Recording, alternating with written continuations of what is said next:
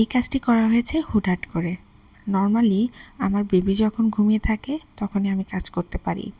দুপুর টাইমে দেখা যায় যে আমার কাজ করতে হয়।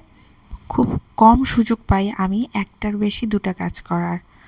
আজ আমি সেই সুযোগটা পেয়েছি যে একটি কাজ শেষ করার পরও আমি আরেকটি কাজ ধরতে পেরেছি। কী কাজ করব বুঝতে পারছিলাম না। পিন্টারেস্টে ঢোকার পর সবার আগে এই কাজটি আমার চোখে পড়ে, তো দ্রুত কাজটি আমি করে নিই। হ্যালো এভরিওয়ান, আমি ঋতু। কালার প্যালেট পেজে আপনাদের সবাইকে স্বাগতম। আজ নিয়ে এলাম একটি অ্যাবস্ট্রাক্ট পেইন্টিং নিয়ে। চলুন তাহলে পেইন্টিংটি ডিটেলিং বলা শুরু করে ফেলি। যখন আমি পেইন্টিংটি শুরু করি তখন আমি কোনো ড্র করি নি, আমি ডিরেক্ট রং ব্যবহার করেছি।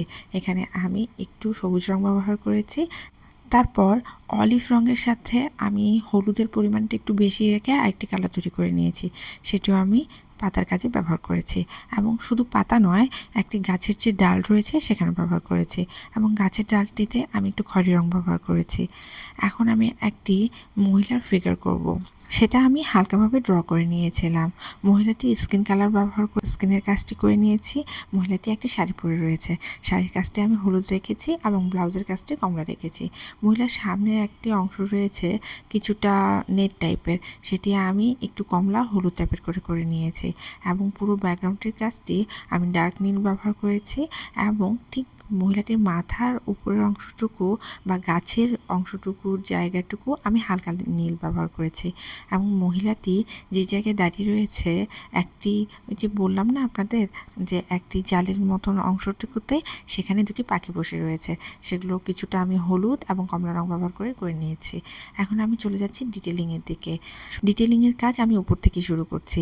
উপরে আমি যে ডার্ক নীল অংশটুকু রয়েছে সেখানে আমি সাদা রং ব্যবহার করে দাগ কেটে কেটে একটু ডিজাইন করে নিয়েছি, এবং কিছু অংশ আড়াআড়িভাবে কাঁথা স্টিচের মতন করে নিচ্ছি, এবং মাঝের যে হালকা নীল অংশটুকু করেছিলাম সেটা ডার্ক নীল রং ব্যবহার করে কিছুটা কাঁথা স্টিচের মতন করে নিচ্ছি, এবং নিচে যে ডার্ক অংশটুকু রয়েছে নীল, সেটিতে আমি সাদা রং ব্যবহার করে একটু লম্বাভাবে কাঁথা স্টিচের মতন ডিজাইন করে নিচ্ছি।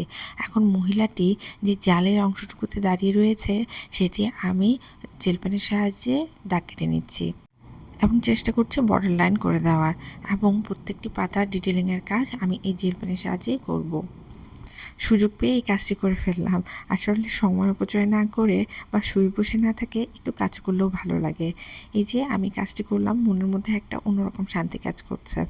যাই হোক, পাতাগুলো একে একে আমি জেল পেনের সাহায্যে ডিটেলিং ফুটে তোলার চেষ্টা করছি, এবং কিছু ছোট পাতা রয়েছে, কিছু বড় পাতা রয়েছে, মানে পাতার কিছুটা ভেরিয়েশন রয়েছে, এবং একটি পাতা আমি রেখেছি ডার্ক সবুজ রঙের এবং একটু হলুদ রঙের, এবং ওই যে গাছটি রয়েছে না, সেই গাছটির ডালটি যে রয়েছে সেটি আমি খয়েরি এবং হলুদ রং ব্যবহার করেছিলাম, সেখানেও আমি একটু কাজ করে নিলাম, এবং তার আশপাশের যে পাতাগুলো রয়েছে সেগুলো আমি একইভাবে কাজ করছি।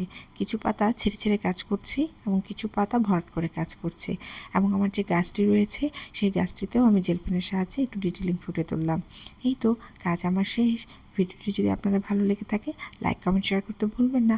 ধন্যবাদ।